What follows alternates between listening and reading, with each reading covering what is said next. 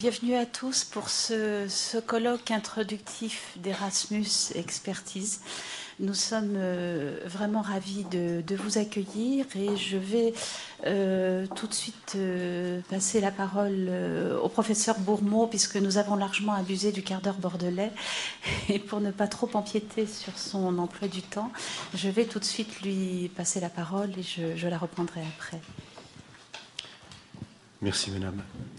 Mesdames et Messieurs, bonjour, chers collègues. Au nom du président de l'Université Montesquieu Bordeaux 4, le professeur Lung, je voudrais vous souhaiter la bienvenue ici à Bordeaux, dans ces murs de l'Université Montesquieu Bordeaux 4.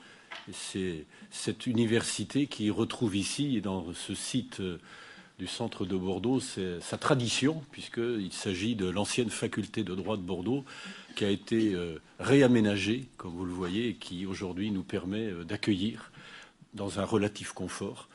Et c'est toujours un plaisir, les collègues, pour les différentes manifestations que nous organisons. Je vous remercie de votre présence, je vous remercie d'avoir donné de votre temps et de donner de votre temps pour cette manifestation qui a été organisée à l'initiative de Madame Bergeron et d'Erasmus Expertise, et je voudrais l'en remercier tout particulièrement. Merci d'être venu d'aussi loin, puisque vous êtes, si j'ai bien vu, et pardonnez-moi de ne pas énumérer tout le monde ou tous les pays, mais il y a des collègues du Liban, des collègues du Maroc, des collègues de la Slovaquie, des collègues de la Bulgarie qui sont pratiquement abonnés maintenant aux manifestations de l'Université Montesquieu Bordeaux 4 et nous nous en félicitons. Et puis tous les autres qui sont là et ceux qui de Bordeaux sont venus en voisin. Donc merci de votre présence.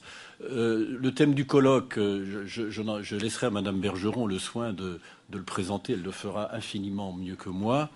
Je voudrais simplement souligner la pertinence, me semble-t-il, de ce thème, et c'est la raison pour laquelle, lorsque l'Université Montesquieu Bordeaux 4 a été sollicitée pour accompagner l'organisation de ce colloque, elle a émis un avis d'emblée favorable. Comment ne pas se sentir concerné par tout ce qui relève de la formation et de la recherche, qui sont les missions fondamentales de l'université, qui sont inscrites au cœur de notre identité, de nos préoccupations, et qui ont été réaffirmées par l'équipe présidentielle de l'université actuelle. Et puis comment ne pas se sentir concerné par la coopération internationale, qui là aussi fait partie des missions premières et des objectifs de notre université. Donc pour toutes ces raisons, nous sommes très heureux d'accueillir ce colloque. Je voudrais remercier tous les partenaires. Je ne les énumérerai pas parce qu'ils sont très nombreux. Simplement rappeler les partenaires traditionnels qui ne nous font jamais défaut. La mairie de Bordeaux, le conseil régional d'Aquitaine en premier lieu, qui ne ménagent jamais leurs efforts lorsqu'il y a des initiatives qui méritent d'être soutenues, et c'est le cas de cette manifestation scientifique. Merci Madame Bergeron, encore une fois, et je vous donne la parole et merci à tous. Merci à vous, Monsieur le Président. Je ne serai pas longue dans cette introduction parce que nous avons un programme dense, vous l'avez vu. Les programmes européens, depuis maintenant de nombreuses années, contribuent largement, je crois, au développement de l'enseignement supérieur dans les différents pays d'Europe. Erasmus, pour ne nommer que lui, le plus connu, a ouvert évidemment sur de nombreuses mobilités, la reconnaissance, la compatibilité des diplômes, notamment à travers le système de crédit. D'autres programmes, Tempus, pour nommer aussi que lui, ont largement ouvert les coopérations internationales à travers différentes voies et donnant lieu très fortement à des innovations, que ce soit dans le domaine de la formation ou dans le domaine de la recherche. Qu'en est-il aujourd'hui? C'est la grande question à laquelle nous allons essayer d'apporter des éléments de réponse ce matin. Quels sont les résultats auxquels nous aboutissons? Quels sont les impacts de ces programmes? Il nous a paru nécessaire, important, incontournable, à la veille du démarrage du programme Erasmus pour tous, dont nous entendrons parler cet après-midi, de s'interroger sur ces différentes coopérations internationales.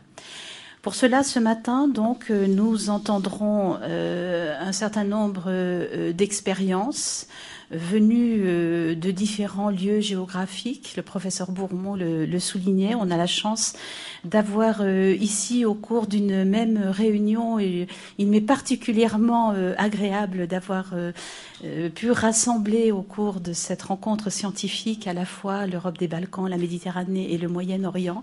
Et je remercie très très chaleureusement mes collègues qui ont répondu présents à cette rencontre.